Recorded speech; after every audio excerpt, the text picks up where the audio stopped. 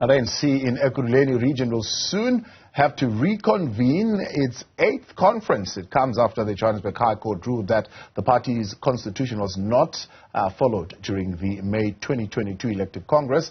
In her ruling, Judge Denise Fisher says aside all the decisions and election results from that gathering, rather they should be set aside. For more on this, we are now joined by the Ekurhuleni ANC Youth League spokesperson, Simphiwe Patosi. Simphiwe, good to have you, and thank you very much for your time. What's the reaction from the ANC Youth League to the outcomes of this court challenge? Thank you very much. I'd like to pass the greetings to all the viewers of Newzroom. As the ANC Youth League in Ekurhuleni, we accept the judgment that has been passed by the High Court to set aside the regional conference of the ANC that set in 2022 in May last year. Solely because we respect the laws of our country, and we understand that each and every member of the ANC has a right to be heard in the organization. Therefore, if there were members who had then went through the processes of the organization and still could not find any relief, they then seek a relief from the courts. It then says to us as members of the ANC, we need to relook into our own code of conduct and the constitution, how to bestly interpret it so that it suits all members of the ANC and find a way to accommodate everyone when they are not finding any relief in any process of the organization. Yeah, the judgment, of course, taking a direct aim at PEC and NEC members, saying they would have interfered with that process. What does that say about the integrity of the outcome of that 8th conference?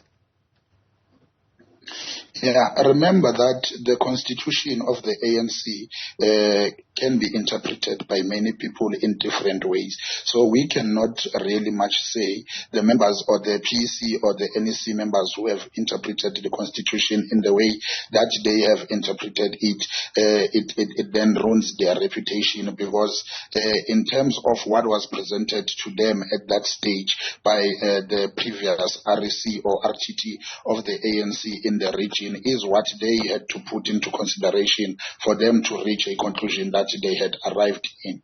Yeah. Do you think this will materially have an impact on the formation of the Provincial Executive Committee? I beg your pardon? Do you think this court judgment will have an impact on the formation of the Provincial Executive Committee? Because it was the Ekurhuleni region, and then it was the Gauteng province conference that was held thereafter. Do you think the outcomes of this particular court judgment nullifying the regional conference will have an impact on the provincial conference formation? No, I don't think so, because if you can remember, there are some members who seeked an agent application at court whilst we were attending the provincial conference of the ANC in Gauteng, and their application was then dismissed. This one was heard by the court, and it speaks to the regional conference of the ANC. Therefore, I do not think that this judgment can then have an impact on the provincial conference, because it was not what the applicants had sought relief on. They needed relief on the regional conference of the ANC in Ekurhuleni and not that of the province. Yeah. So you don't think that the outcomes of the regional conference would have affected the delegation that would have been sent to the provincial conference? Yeah, look, when you look into the numbers here, in Ekurhuleni, this is the difference. In Ekurhuleni conference, the quarantine votes were a swinging vote. Once those votes could have been counted and added on the normal votes, the outcomes of conference would have not been what they are or what they were. But in the provincial conference, it's a different case, even though they are still counted there. Let me not be factional. But once they can be counted there, they do not change much of the outcomes of the PEC members in totality.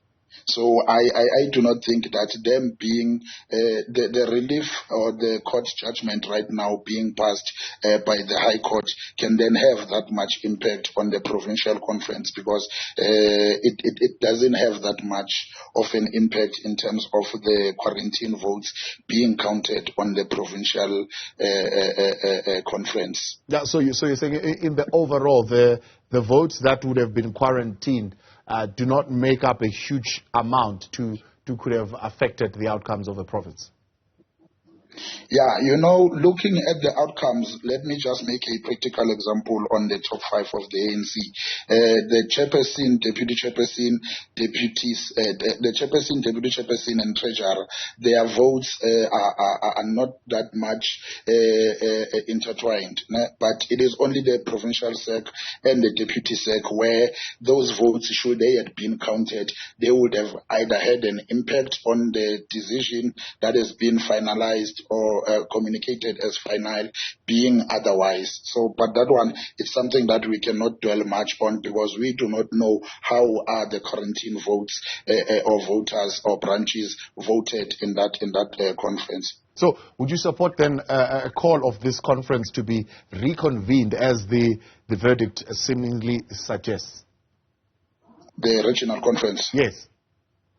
Yes, remember that the courts are the highest in terms of our constitution as a country.